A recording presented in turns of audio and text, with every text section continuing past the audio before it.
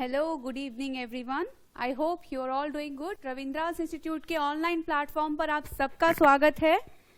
आ जाइए सब लोग और मुझे कमेंट करके बता दीजिए कि सबको आवाज आ रही है, I am audible and everything is all right.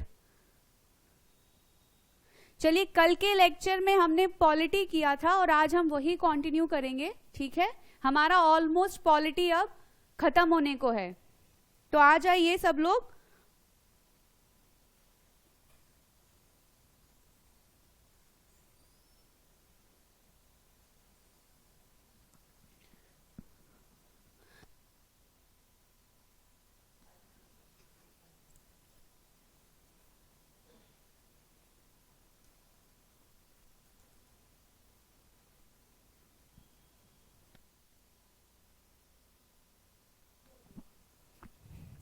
तो चलिए, अगर अभी तक आपने रविंद्रास 24/7 लर्निंग ऐप डाउनलोड नहीं किया है तो डाउनलोड कर लीजिए, क्योंकि वहां अब आपको free PDF, daily GK free PDF available होगी।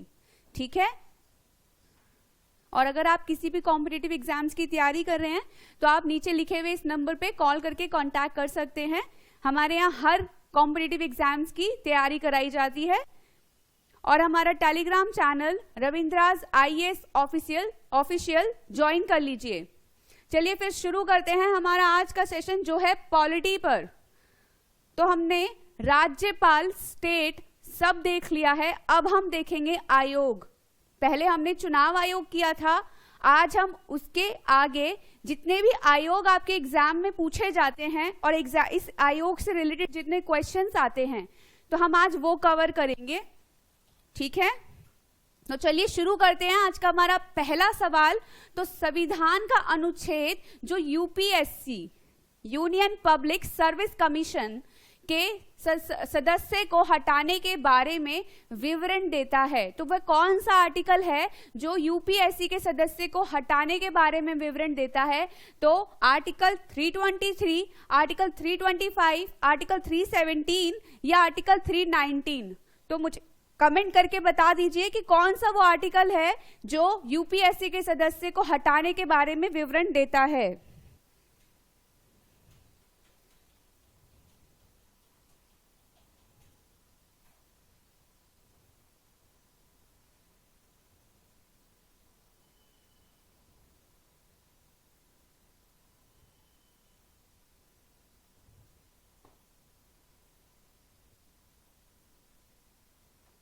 तो चलिए, option C is the right answer. तो कौन सा आर्टिकल है? आर्टिकल 317। ठीक है, चलते हैं डिटेल के ऊपर, तो जान लेते हैं इसकी डिटेल क्या है। तो आर्टिकल 317 के अनुसार लोक सेवा आयोग के अध्यक्ष या किसी अन्य सदस्य को केवल कदाचार के आधार पर राष्ट्रपति के ऐसे आदेश से उसके पद से हटाया जाएगा। तो कौन हटाता है, यहां आपको सबको क्लियर हो गया होगा, और किस अनुसार हटाया जा सकता है। तो कदाचार, मिसबिहेवियर पर हटाया जा सकता है। कौन हटाता है? राष्ट्रपति। ठीक है, जो उच्चतम न्यायालय को राष्ट्रपति द्वारा निर्देशित किए जाने पर उस न्यायालय द्वारा अनुच्छेद 145 के अधीन इस प्रयोजन के लिए निर्धारित प्रक्रिया के अनुसार की गई जांच के पश्चात, तो जांच होगी प्रॉपर, एक इसका जांच होता है। ठीक है, उसके बाद कौन हटाता है? राष्ट्रपति हटाता है। आर्टिकल 148 के अधीन, 145 के अधीन इस संबंध में दिए गए प्रतिवेदन के आधार पर जारी किया गया हो। ठीक है, ऐसा कोई प्रतिवेदन जारी किया गया हो आर्टिकल 317 में यूपीएससी के सदस्य को हटाने का विवरण किया गया है। तो कौन हटाता है? राष्ट्रपति हटाता है। ठीक है, चलते हैं हमारा नेक्स्ट क्वेश्चन। तो संघ लोक सेवा आयोग का प्रधान कौन होता है? संघ लोक सेवा आयोग यानी यूपीएससी का प्रधान कौन होता है? एक राष्ट्रपति, एक अध्यक्ष, सर्वोच्च न्यायालय का एक न्यायाधीश, मंत्रिमंडल का एक मंत्री।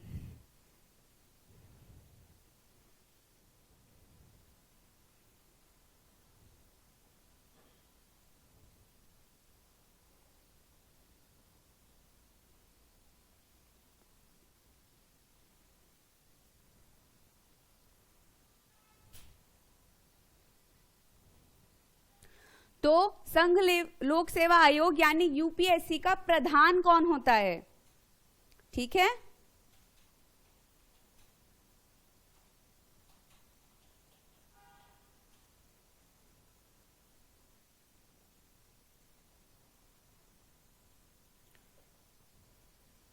कमेंट कर दीजिए और मुझे बता दीजिए कि यूपीएससी का प्रधान कौन होता है।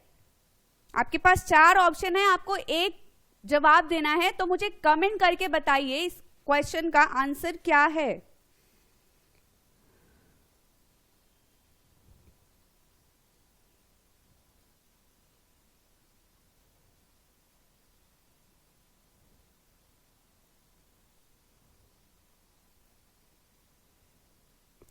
Yes, option B is the right answer, यानी एक अध्यक्ष प्रधान होता है। डिटेल्स देख लेते हैं।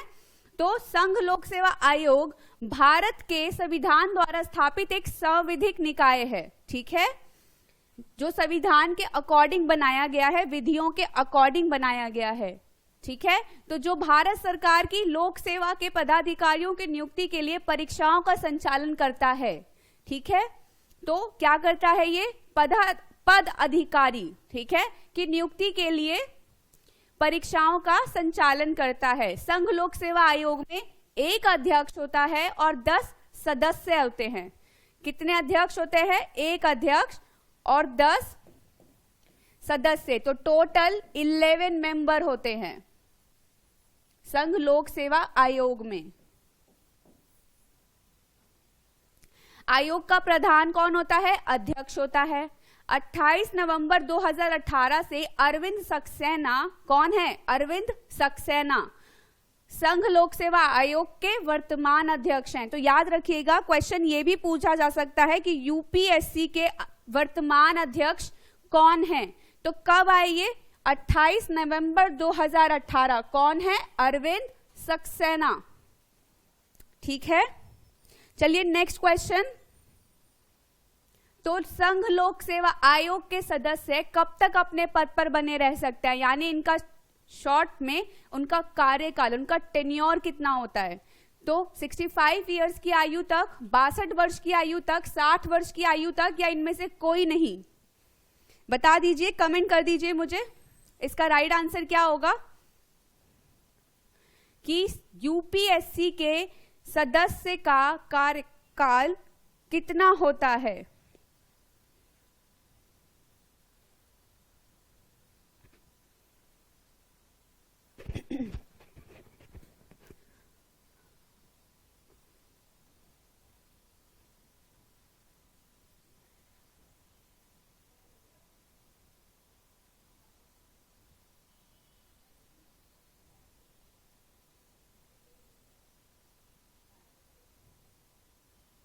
यस, अंकित, प्रजापति, कुलदीप, आप लोगों के जवाब करेक्ट हैं। Option A is the right answer. ठीक है, तो भारतीय संविधान के अनुच्छेद, कौन सा अनुच्छेद कहता है? 316 खंड 2, याद रखना। ठीक है, के अनुसार संघ लोक सेवा आयोग का सदस्य 6 वर्ष की अवधि तक, या तो 6 वर्ष तक या 65 वर्ष आयु पूर्ण होने तक वह पद पर बना रहता है। ठीक है, इससे पहले हो जाने पर पद धारण करता है। तो या तो कार्य के दौरान उसके 6 वर्ष पूरे हो जाएं, या कार्य के दौरान उसकी 65 वर्ष आयु पूरी हो जाए, तो उसका कार्यकाल समाप्त हो जाएगा। तो क्या आंसर होगा? 65 इयर्स और 6 इयर्स। 65 एज और 6 इयर्स। ठीक है, चलते हैं हमारे नेक्स्ट क्वेश्चन की तरफ। तो संघ लोक सेवा आयोग के सदस्यों की नियुक्ति किसके द्वारा की जाती है? इनके जो सदस्य होते हैं, कितने बताए थे मैंने? 11। एक अध्यक्ष, 10 सदस्य। कौन करता है इनकी नियुक्ति? प्रधानमंत्री द्वारा, लोक सेवा आयोग के अध्यक्ष द्वारा, गृह मंत्री द्वारा, या राष्ट्रपति द्वारा?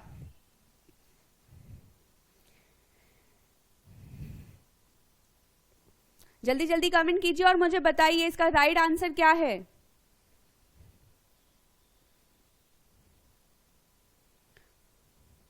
इनके सदस्यों की नियुक्ति, किनके? यूपीएससी के सदस्यों की नियुक्ति यूनियन पब्लिक सर्विस कमीशन, संघ लोक सेवा आयोग के सदस्यों की नियुक्ति किसके द्वारा की जाती है?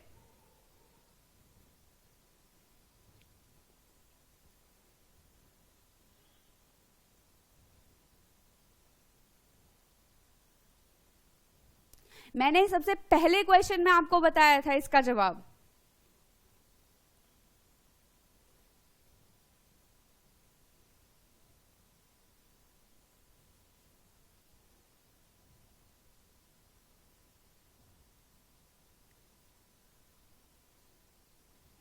बताने के बावजूद भी नहीं, राष्ट्रपति द्वारा, option D is the right answer. ठीक है, तो संघ लोक सेवा आयोग के सदस्यों की नियुक्ति राष्ट्रपति द्वारा की जाती है। अनुच्छेद 316 खंड 1 क्या है? 316 खंड 1 जान लेते हैं कि अनुसार संघ लोक सेवा आयोग के अध्यक्ष और अन्य सदस्यों की नियुक्ति राष्ट्रपति द्वारा की जाती है। आयोग के किसी भी सदस्य की सेवा शर्तों में उसकी नियुक्ति के उपरांत अलाभकारी परिवर्तन, जिससे उसे लाभ ना हो, ऐसे परिवर्तन नहीं किए जा सकते हैं। ठीक है, अगर कोई सदस्य, आयोग का कोई सदस्य सर्विस में है तो उस दौरान कोई भी ऐसा अलाभकारी परिवर्तन नहीं किया जा सकता है। कौन करता है इनकी नियुक्ति? राष्ट्रपति करता है। आर्टिकल 316 खंड 1। चलिए फिर नेक्स्ट क्वेश्चन, सॉरी इसके आगे भी है। राज्य लोक सेवा आयोग, तो जैसे संघ में लोक सेवा आयोग होता है वैसे स्टेट पब्लिक सर्विस कमीशन भी होती है कि अध्यक्ष और अन्य सदस्यों की नियुक्ति कौन करता है? अगर स्टेट यूनियन में कौन कर रहा है? राष्ट्रपति। तो स्टेट में यह दायित्व राज्यपाल का होता है, याद रखिएगा। तो ये दायित्व राज्यपाल का होता है स्टेट में। अब चलते हैं नेक्स्ट क्वेश्चन की तरफ। तो भारतीय संघ लोक सेवा आयोग के में अध्यक्ष सहित कितने सदस्य होते हैं? मेरे ख्याल से मैं अभी तीसरी चौथी बार दोहरा के हटी हूं और आपको एक सवाल का जवाब देना है, तो मुझे कमेंट करिए फटाफट और बताइए इसका सही जवाब क्या है। कितने संघ में, लोक सेवा आयोग में कितने सदस्य होते हैं? 15, 11, 10 या 5?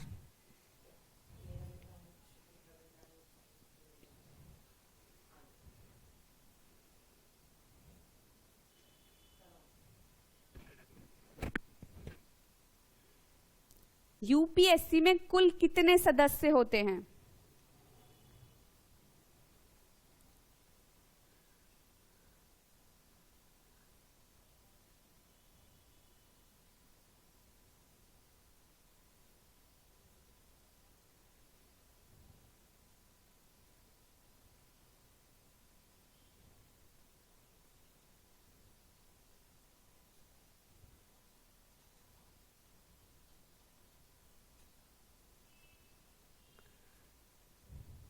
चलिए कुलदीप, यस राइट आंसर। तो 11 सदस्य होते हैं, एक अध्यक्ष होता है और 10 अन्य सदस्य होते हैं। भारतीय संघ लोक सेवा आयोग के सदस्यों की संख्या और उनकी सेवा शर्तें संविधान के अनुच्छेद 316 में दी गई हैं, 316 में। ठीक है, तो ये याद रखना, उनकी संख्या और उनकी सेवा शर्तें, उनकी संख्या कितनी होगी और उनकी शर्तें कितनी होंगी, कंडीशंस कितनी होंगी, ये कहां दिया गया है? 316 में। राष्ट्रपति द्वारा अवधारित की जाती है। वर्तमान में संघ लोक सेवा आयोग में एक अध्यक्ष सहित 11 सदस्य हैं। ठीक है, क्लियर? Okay, next. तो अखिल भारतीय सेवाओं के सदस्यों की सेवा शर्तें किसके द्वारा निर्धारित होती हैं? अब सेवा शर्तें तो मैंने आपको बता दी कि आर्टिकल 316 में होती हैं, आखिर निर्धारित किसके द्वारा की जाती है? अब आप लोग ये मुझे बता दीजिए। तो भारत के राष्ट्रपति द्वारा, भारतीय संविधान द्वारा, भारतीय संसद द्वारा, संघ लोक सेवा आयोग द्वारा। यूपीएससी के सदस्यों की सेवा शर्तें जो कि आर्टिकल 316 में हैं, ठीक है, तो उनकी जो सेवा शर्तें हैं वो निर्धारित किसके द्वारा की जाती है?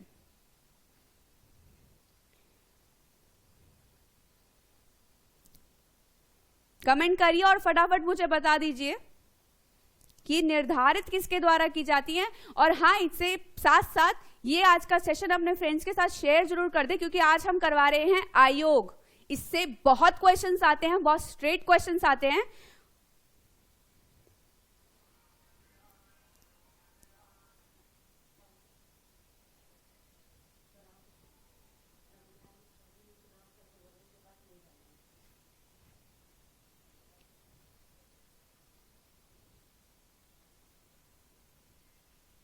बता दीजिए। कमेंट करिए, जितनी जल्दी आप कमेंट करेंगे मैं उतनी जल्दी नेक्स्ट क्वेश्चन पे जाऊंगी। कमेंट करिए, चाहे गलत कीजिए, कोई फर्क नहीं पड़ता, पर इतना जरूर है कि अगर आप गलत करके सही जवाब को पाएंगे तो वो जवाब आप कभी नहीं भूलेंगे। चलिए, thank you. Option C is the right answer. Okay, संसद द्वारा इनकी शक्तियों का निर्धारण किया जाता है। किनकी शक्तियों का? यूपीएससी की। कहां ये दिखी गई हैं? आर्टिकल 316 में। डिटेल्स देख लेते हैं। तो अखिल भारतीय सेवाओं के सदस्यों की सेवा शर्तें का निर्धारण भारतीय संसद करती है। कौन करता है? ऑप्शन सी, भारतीय संसद करती है। ठीक है, संसद ने शक्ति के आधार पर अखिल भारतीय सेवा अधिनियम, तो ये कैसे आई शक्तियां? अखिल भारतीय सेवा अधिनियम 1951 बनाया था। ठीक है, अनुच्छेद 312 के खंड 1 के अनुसार यदि राज्यसभा उपस्थित एवं मतदान में भाग लेने वाले सदस्यों के 2/3 बहुमत से यह प्रस्ताव पारित कर दे तो राज्यसभा में प्रेजेंट एंड वोटिंग 2/3 मेजॉरिटी में कोई भी शक्ति बनाकर अगर राज्यसभा में 2/3 मेजॉरिटी को पारित कर दे तो क्या होगा? तो ये प्रस्ताव पारित कर दे संसद संघ या राज्य के लिए सम्मिलित एक या अधिक अखिल भारतीय सेवाओं के, इनमें न्यायिक सेवाएं भी शामिल हैं। तो इनमें न्यायिक सेवाएं भी शामिल है, याद रखिएगा। सृजन का उपबंध करे तो संसद इन सेवाओं का उपबंध कर सकती है। क्या चाहिए सिर्फ इसके लिए? राज्यसभा में 2/3 मेजॉरिटी। राज्यसभा उपस्थित एवं मतदान के प्रेजेंट एंड वोटिंग 2/3 मेजॉरिटी चाहिए। ठीक है, तो वो शक्ति निर्धारित उपबंध हो जाएगी। वो शक्ति का सृजन उपबंध कर सकती है। कौन? राज्यसभा, याद रखिएगा। और इसमें न्यायिक सेवाएं भी शामिल हैं और उनके भर्ती के नियम तथा सेवाओं की शर्तें का भी निर्धारण कर सकती है। चलिए नेक्स्ट क्वेश्चन। तो एक नई अखिल भारतीय सेवा किसके द्वारा गठित की जा सकती है? संविधान में एक संशोधन द्वारा, एक कार्यकारी आदेश द्वारा, एक संविधि द्वारा, संविधान के अनुच्छेद 312 के अंतर्गत एक प्रस्ताव के द्वारा।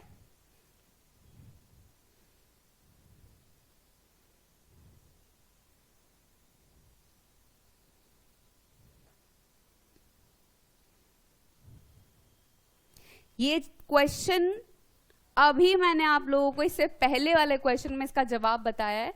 अगर आप लोग अटेंटिव थे, अगर आप लोगों का पूरा अटेंशन मेरे पास था, तो आपको इस क्वेश्चन का जवाब जरूर पता होगा। तो मुझे फटाफट से कमेंट करिए और बताइए इसका राइट आंसर क्या है।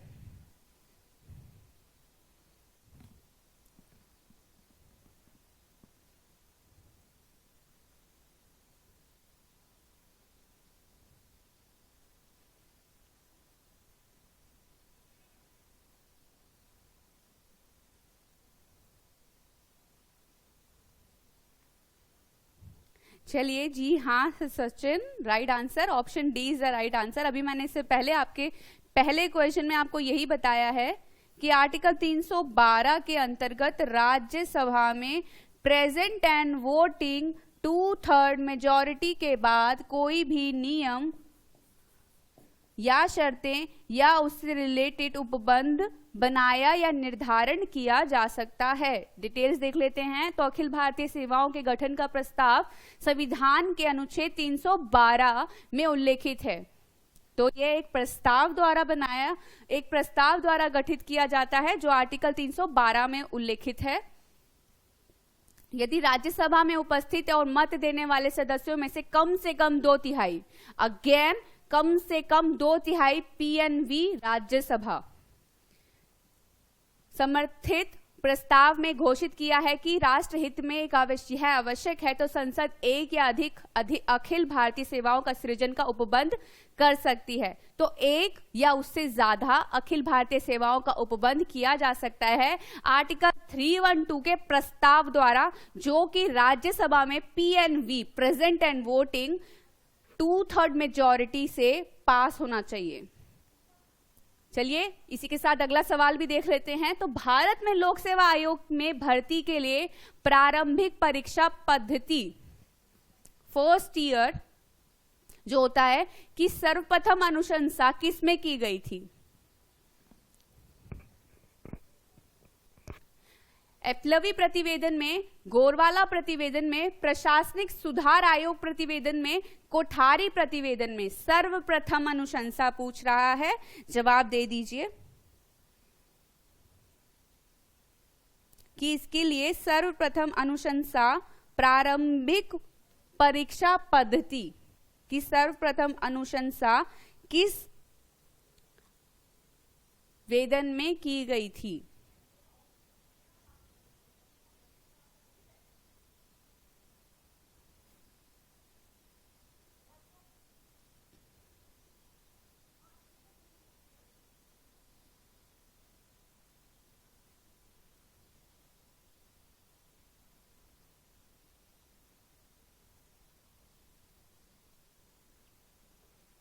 चलिए option D is the right answer. Okay, Kothari.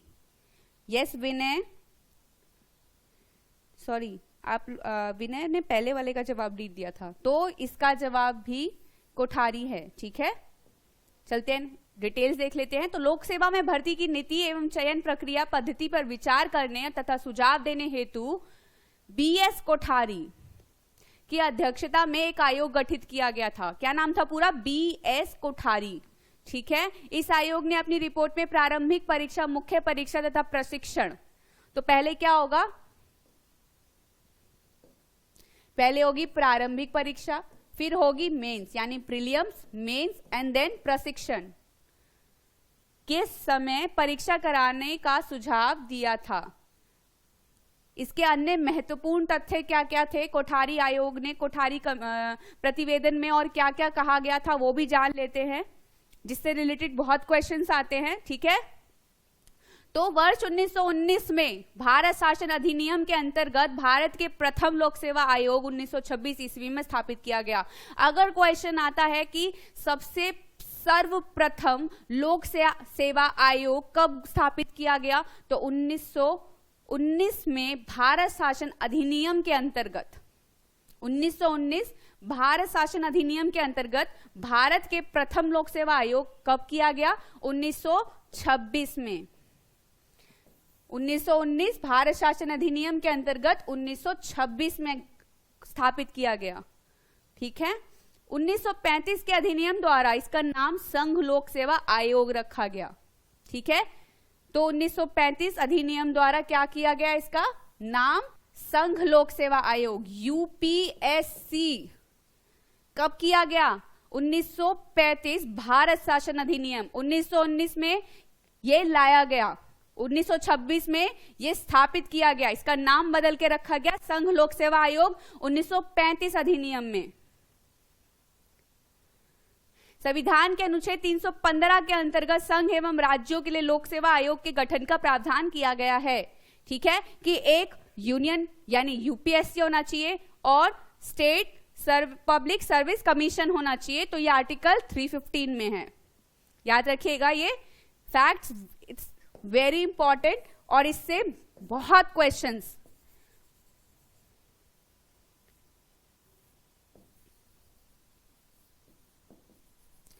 Questions पूछे जाते हैं। तो चलिए RNA रविंद्रास न्यूज एनालिसिस दोनों लैंग्वेजेस में अब आपको कहां मिलेंगी? फ्री में रविंद्रास 24/7 लर्निंग ऐप। और अगर आप लर्निंग ऐप डाउनलोड करते हैं तो आपको वहां पे ये डेली बेसिस पे जीके डेली जितने भी आपके एग्जाम पॉइंट ऑफ व्यू से इंपॉर्टेंट है उसको आपके उसके फैक्ट्स और डिटेल्ड आपको पीडीएफ प्रोवाइड कराई जाएगी रविंद्रास 24/7 लर्निंग ऐप। तो अभी डाउनलोड कर लीजिए। नेक्स्ट क्वेश्चन, भारत में संघ लोक सेवा आयोग और विश्वविद्यालय अनुदान आयोग यूनिवर्सिटी ग्रांट आयोग का गठन क्रमशः किस प्रकार हुआ है? संघ लोक सेवा आयोग और विश्वविद्यालय अनुदान आयोग का गठन क्रमशः किस प्रकार हुआ है? संवैधानिक संशोधन और उच्च शिक्षा आयोग द्वारा, ठीक है, संविधानिक संशोधन और 42वीं अनुसूची द्वारा, संविधान और अधिनियम द्वारा, संविधान और प्रदत्त विधायन द्वारा। कमेंट कर दीजिए और मुझे बता दीजिए इसका राइट आंसर क्या है।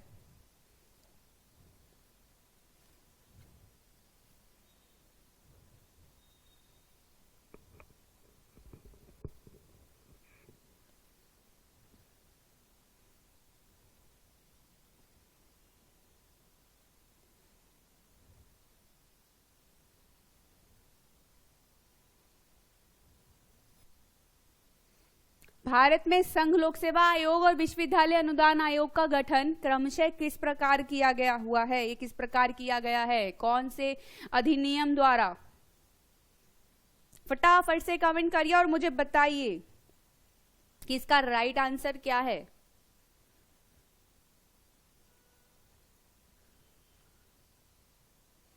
आज के सेशन को अपने फ्रेंड्स के साथ जरूर शेयर कर दीजिएगा।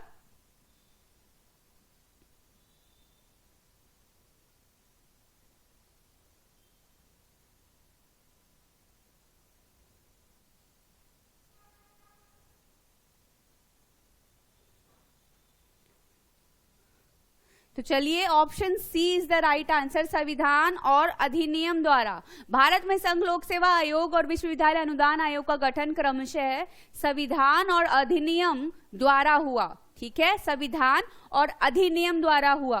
संघ लोक सेवा आयोग का गठन भारतीय संविधान के अनुच्छेद 315, मैं बार बार ये दोहरा रही हूं ताकि आप लोगों को याद हो जाए।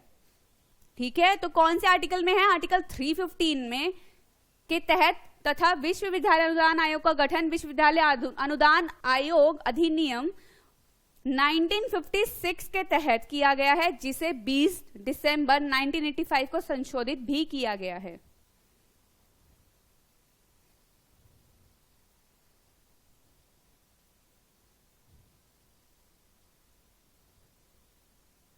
सचिन, शायद आप लेट हैं, मैं ये क्वेश्चन अभी करवा चुकी हूं, आप पीछे चले जाइएगा। ठीक है, वैसे एक कोठारी आयोग था।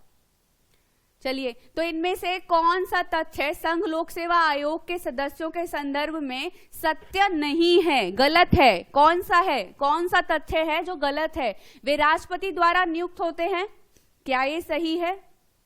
उनकी नियुक्ति 6 वर्ष जब तक वह 65 वर्ष के हों, जो भी पहले हो के लिए होती है, क्या ये सही है? इनमें से क्या गलत है? वे प्रधानमंत्री द्वारा नियुक्त होते हैं, वे निष्पक्ष होते हैं।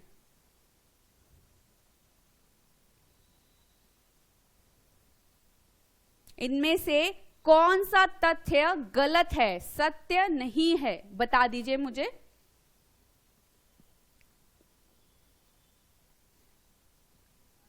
कि क्या उनकी नियुक्ति राष्ट्रपति द्वारा की जाती है, उनकी एज 6 इयर्स या 65 एज तक होती है, उनकी नियुक्ति प्रधानमंत्री करता है, या वे निष्पक्ष होते हैं?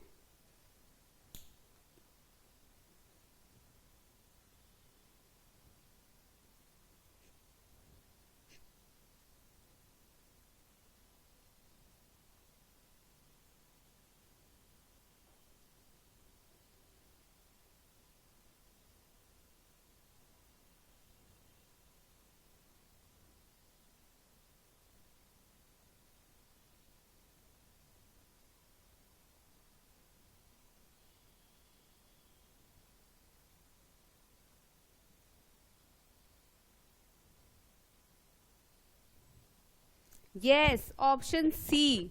तो पहले हम देख लेते हैं। तो वे राष्ट्रपति द्वारा नियुक्त होते हैं। यस, आर्टिकल 316 खंड 1 में कहा गया है उनकी नियुक्ति 6 वर्ष जब तक कि वे 65 वर्ष के हों, तो ये भी सही है। वे प्रधानमंत्री द्वारा नियुक्त होते हैं, ये गलत है। और वे निष्पक्ष होते हैं, बिल्कुल सही। कोई भी अधिकारी क्यों ना हो, वो निष्पक्षता से काम करेगा। ठीक है, तो चलिए डिटेल्स देख लेते हैं। संघ लोक सेवा आयोग के सदस्यों तथा अध्यक्ष की नियुक्ति राष्ट्रपति द्वारा होती है। मैंने अभी आपको बताया कौन से आर्टिकल में है ये, तो आर्टिकल 316 खंड 1 में उनकी आयोग के सदस्य 6 वर्षीय जब तक कि वे 65 वर्ष की आयु के हो, जो भी पहले पद पर बने रहते हैं, अपने कार्यकाल के दौरान निष्पक्षता से कार्य करने हेतु वे कर्तव्यबद्ध होते हैं। चलिए नेक्स्ट क्वेश्चन। तो भारत में संघ लोक सेवा आयोग द्वारा वार्षिक प्रतिवेदन किसी के समक्ष प्रस्तुत किया जाता है। इनमें से वो कौन है जिनके समक्ष वार्षिक प्रतिवेदन प्रस्तुत किया जाता है, वो बता दीजिए मुझे।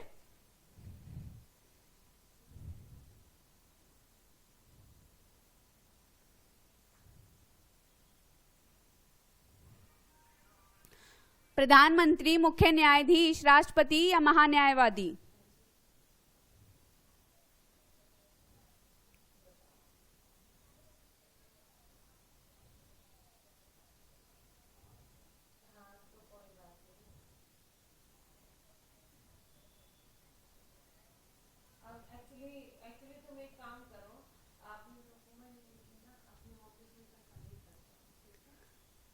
तो प्रधानमंत्री, मुख्य न्यायाधीश, राष्ट्रपति? क्या जवाब है? महान्यायवादी। तो वो अपना वार्षिक प्रतिवेदन किसके समक्ष प्रस्तुत करता है?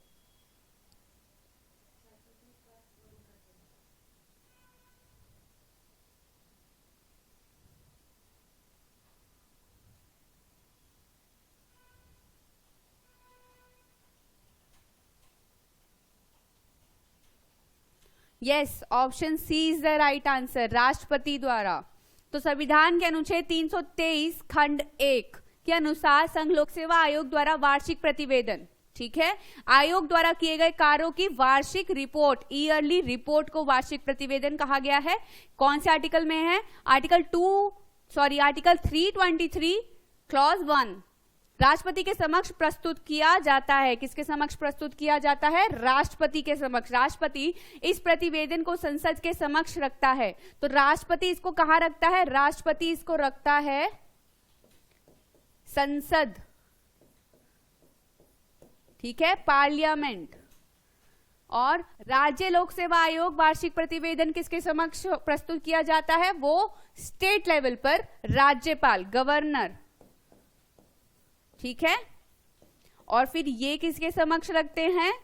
तो ये राज्य विधान मंडल के समक्ष रखवाए जाते हैं। ये आर्टिकल 323 2 में है, क्लॉज 2 में है। आर्टिकल 323 क्लॉज 1 में यूनियन के बारे में है, आर्टिकल 323 क्लॉज 2 में स्टेट के बारे में है।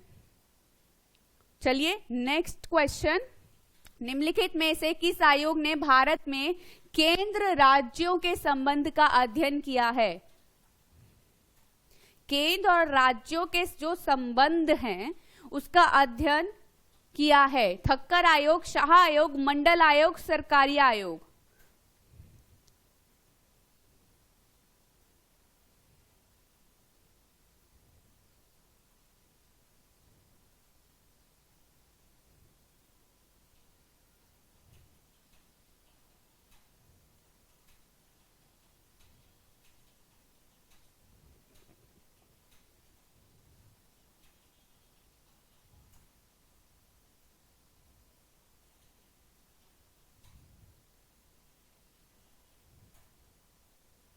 भारत में संघ लोक सेवा आयोग द्वारा निम्नलिखित में से किस आयोग ने भारत में केंद्र राज्यों के संबंध का अध्ययन किया है? यूनियन स्टेट रिलेशन का अध्ययन किसने किया है? कौन से आयोग ने किया है?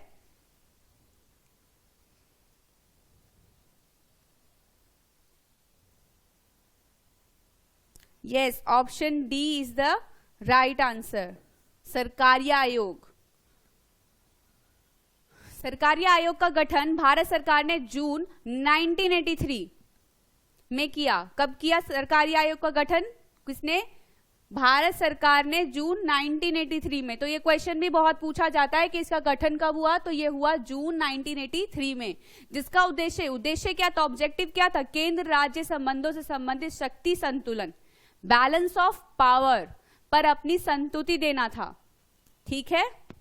इस आयोग के अध्यक्ष सर्वोच्च न्यायालय के सेवानिवृत्त न्यायाधीश RS सरकारिया थे, इसीलिए इनका आयोग का नाम सरकारिया आयोग था।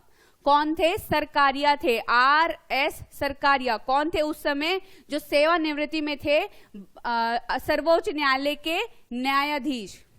भारतीय संविधान के भाग 11 में, तो कहां है ये? यूनियन स्टेट रिलेशन कहाँ है? भाग 11 में, भाग 11 में अनुच्छेद 245 से 263 तक संघ तथा संघ राज्य संबंधों का उल्लेख किया गया है। क्लियर? तो चलिए, निम्नलिखित में से किसे किसी जाति और जनजाति को पिछड़ी हुई जाति या जनजाति घोषित करने की अधिकार है? पर उससे पहले मुझे एक क्वेश्चन पूछा गया था सचिन आजाद द्वारा। तो ये थे ली कमीशन थी, ठीक है, जिसकी सिफारिश पे ये आया था। रॉयल कमीशन, ली जो थे लॉर्ड ली की अध्यक्षता में।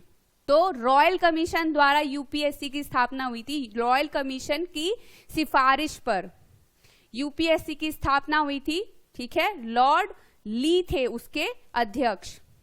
चलिए अब इस क्वेश्चन पे चलते हैं। निम्नलिखित में से किसे किसी जाति और जनजाति को पिछड़ी हुई जाति या जनजाति घोषित करने का अधिकार है? किसे अधिकार है कि आप किसी समुदाय को जनजाति या पिछड़ी हुई जनजाति घोषित करें? तो भारत के राष्ट्रपति ऐसा कर सकते हैं, संसद कर सकता है, गृह मंत्री है, पिछड़ी हुई जाति या जनजातियों के राष्ट्रीय आयोग के अध्यक्ष है।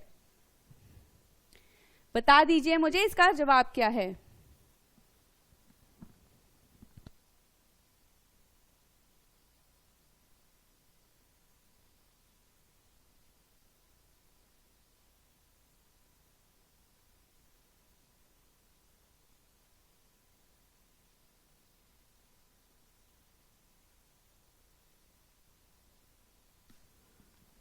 तो कमेंट करिए और बताइए मुझे। Yes, option D is the right answer. भारतीय संविधान में अनुसूचित जातियों और अनुसूचित जनजातियों को पिछड़े वर्गों में विनिर्दिष्ट किया गया है क्योंकि इनका पिछड़ापन स्पष्ट है। संविधान के अनुच्छेद 341 और 342 में राष्ट्रपति को यह शक्ति दी गई है। कौन? राष्ट्रपति को यह शक्ति दी गई है कि राज्य के राज्यपाल से परामर्श करके एक सूची बनाए तथा राज्यों में अनुसूचित जातियों और जनजातियों को विनिर्दिष्ट करते हुए आदेश निकाले। पहले ये आयोग द्वारा किया जाता है, देन ये राष्ट्रपति करता है, ठीक है। तो इसका राइट आंसर होगा ऑप्शन ए। कौन करता है? संविधान के अनुच्छेद 341, 342 में उल्लेखित है, राष्ट्रपति द्वारा किया जाता है, ठीक है। किसकी परामर्श पर? राज्यपाल से परामर्श करके। चलिए चलते हैं नेक्स्ट क्वेश्चन की तरफ। तो निम्नलिखित में से कौन सी अखिल भारतीय सेवा नहीं है? इनमें से कौन सी अखिल भारतीय सेवा नहीं है? भारतीय प्रशासनिक सेवा, भारतीय पुलिस सेवा, भारतीय विदेश सेवा, भारतीय वन सेवा।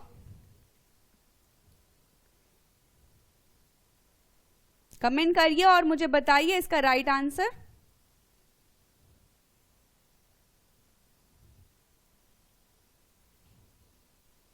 कि निम्नलिखित में से कौन सी अखिल भारतीय सेवा नहीं है?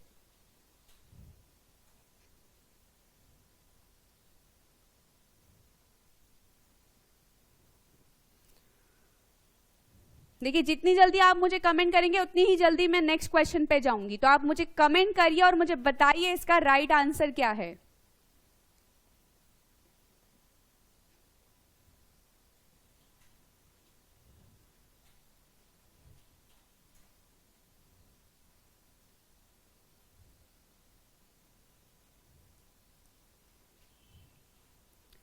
Yes, option C. कौन सा नहीं है? तो भारतीय विदेश सेवा नहीं है।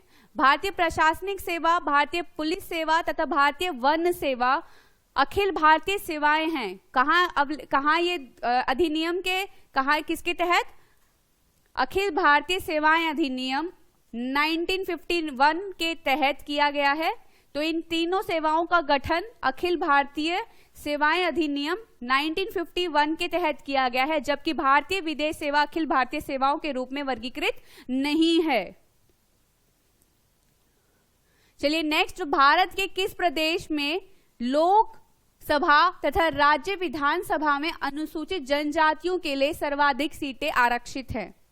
तो भारत का वो कौन सा प्रदेश है जहां पर सबसे ज्यादा लोकसभा में और राज्य विधानसभा में अनुसूचित जनजातियों के लिए सर्वाधिक सीटें आरक्षित हैं?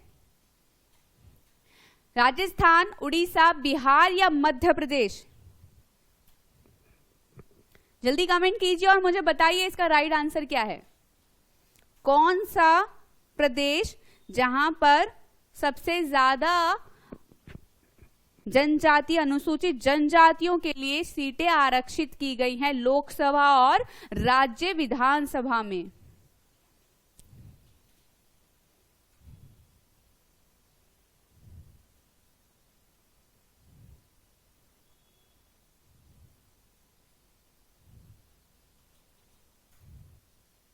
अनुसूचित जनजातियों,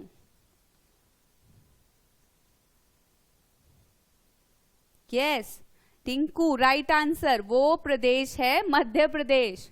ठीक है, तो अनुसूचित जनजातियों के लिए आरक्षित सीटें मध्य प्रदेश में सर्वाधिक है, दोनों ही जगह, लोकसभा में भी और राज्य विधानसभाओं में भी अनुसूचित जनजातियों के लिए कैटेगरी के लिए ये आरक्षित सीटें मध्य प्रदेश में है सबसे ज्यादा। चलिए, भारतीय संविधान के अंतर्गत कितने प्रकार का आपातकाल होता है? इमरजेंसी कितने प्रकार की है इमरजेंसी? 2, 3, 4, 1?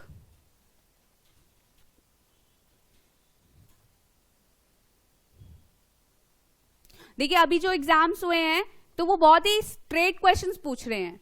ठीक है, मैं आपसे सारे क्वेश्चंस स्ट्रेट लेकर आती हूं, पर उससे रिलेटेड जितने भी क्वेश्चंस जो बन सकते हैं, जो पूछे गए हैं, सबसे ज्यादा पूछे गए हैं, वो भी हम यहाँ पर डिस्कस करते हैं। तो आज का जो सेशन था, वो आज का जो सेशन हम लोग जारी अभी चल रहा है, वो किस पे है? तो वो है आयोग पे, इमरजेंसी पे। तो हम लोग शुरू से पॉलिटी कवर करते हुए आए हैं, हमने सारी चीजें देखी हैं।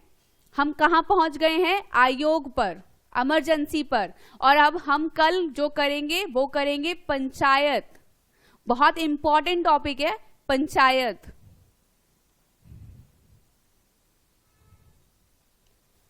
पहले इसका जवाब दीजिए मुझे। तो भारतीय संविधान के अंतर्गत कितने प्रकार का आपातकाल, इमरजेंसी?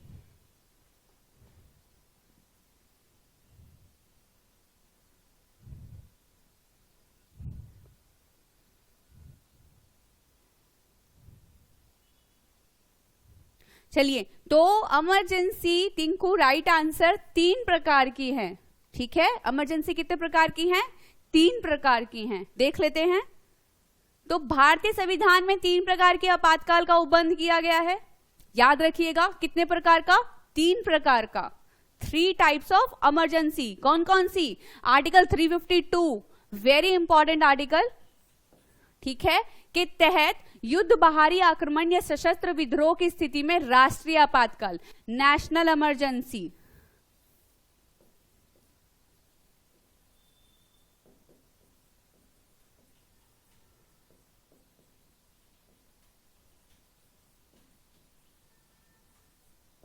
तो आर्टिकल 352 नेशनल इमरजेंसी याद रखिएगा। आर्टिकल 356 के तहत राज्यों में राष्ट्रपति शासन, प्रेसिडेंट रूल, प्रेसिडेंट रूल, ठीक है। तो आर्टिकल 356 के तहत है राज्यों में राष्ट्रपति शासन। आर्टिकल 360 के तहत वित्तीय आपातकाल, आर्टिकल 360 के तहत वित्तीय आपातकाल यानी फाइनेंशियल इमरजेंसी। तो 3 टाइप की इमरजेंसी है आपकी। पहला आर्टिकल 352 नेशनल इमरजेंसी, जो अब तक 3 बार लगी है, ठीक है। आर्टिकल 356 के तहत राष्ट्रपति शासन और आर्टिकल 360 के तहत वित्तीय आपातकाल, जो अभी तक नहीं लगा है। अभी तक एक बार भी फाइनेंशियल इमरजेंसी भारत में नहीं हुई है। चलिए नेक्स्ट क्वेश्चन। तो राष्ट्रीय महिला आयोग की स्थापना कब की गई?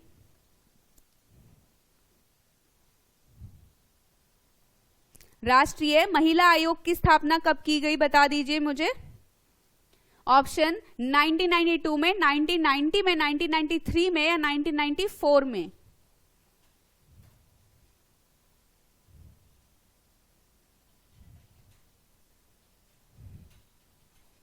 राष्ट्रीय महिला आयोग की स्थापना कब हुई?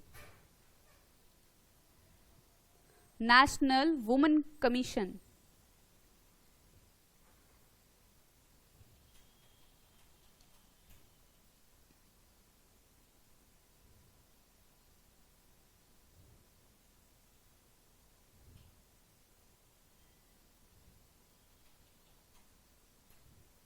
तो चलिए, इसका राइट आंसर है ऑप्शन ए, 1992 में, 1990 अधिनियम के तहत।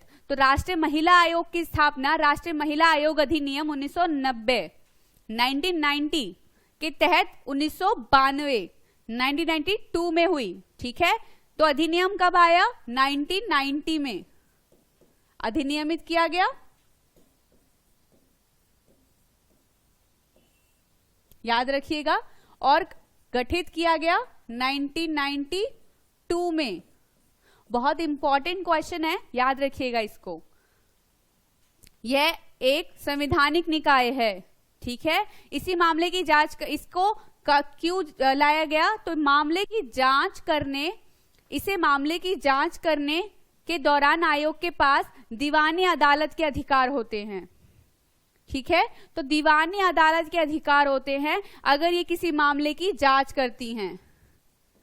किसी मामले की जांच के दौरान इनके पास कौन से अधिकार आते हैं? दीवानी अधिकार, अदालत अधिकार होते हैं। कब स्थापना हुई? 1992 में। कौन से अधिनियम के तहत? 1990। चलते हैं नेक्स्ट क्वेश्चन। तो संघ लोक सेवा आयोग के प्रथम महिला अध्यक्ष कौन थी? संघ लोक सेवा आयोग की प्रथम महिला अध्यक्ष पूछ रहा है, जवाब दे दीजिए। नहीं Tinku, 1992 is the right answer. Okay, तो संघ लोक सेवा आयोग के प्रथम महिला अध्यक्ष कौन थी? Rose Millian Bathew, Rekha Sharma, Annie Besant, Sucheta Kripalani.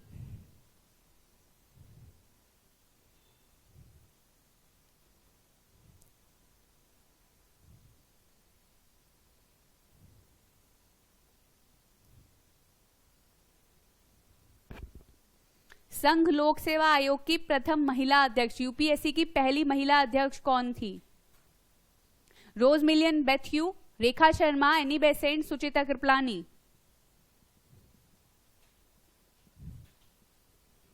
Comment करिए और मुझे बताइए।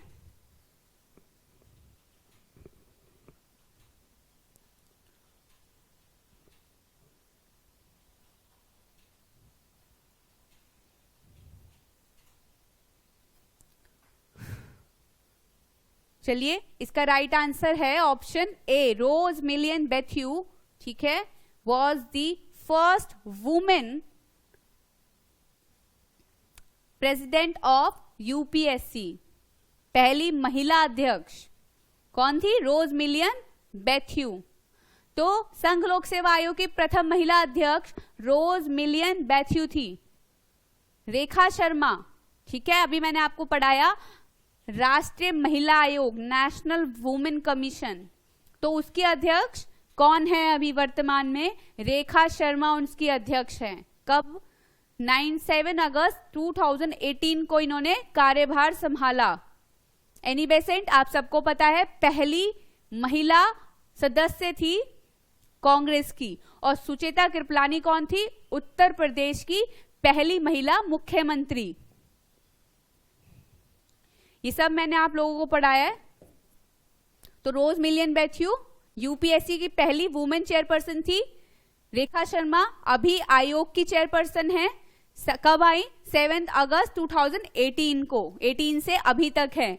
एनी बेसेंट पहली कांग्रेस महिला सदस्य हैं, और सुचेता कृपलानी यूपी की मुख्यमंत्री हैं। नेक्स्ट, राष्ट्रीय महिला आयोग किस प्रकार का निकाय है?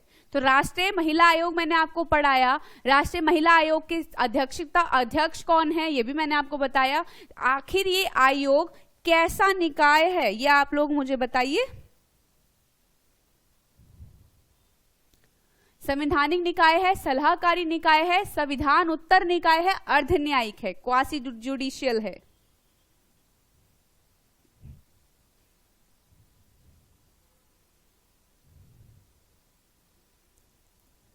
नेशनल वुमेन कमीशन,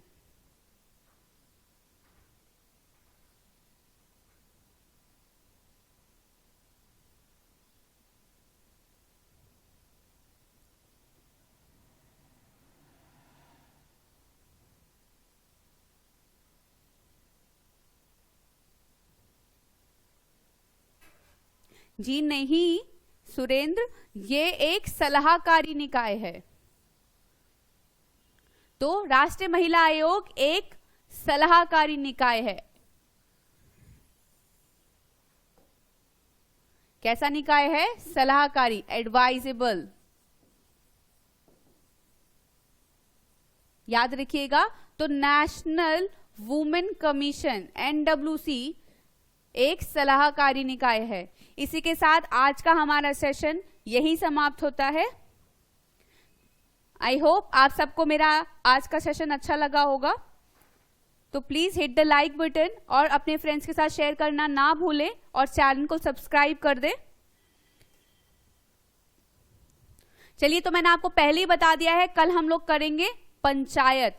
बहुत ही वास्ट चैप्टर है, बहुत ही इंपॉर्टेंट क्वेश्चंस आते हैं और हर बार चाहे वो कोई भी कॉम्पिटिटिव एग्जाम हो उसमें ये इससे रिलेटेड क्वेश्चंस पूछे जाते हैं। तो कल हम करेंगे पंचायत, ठीक है?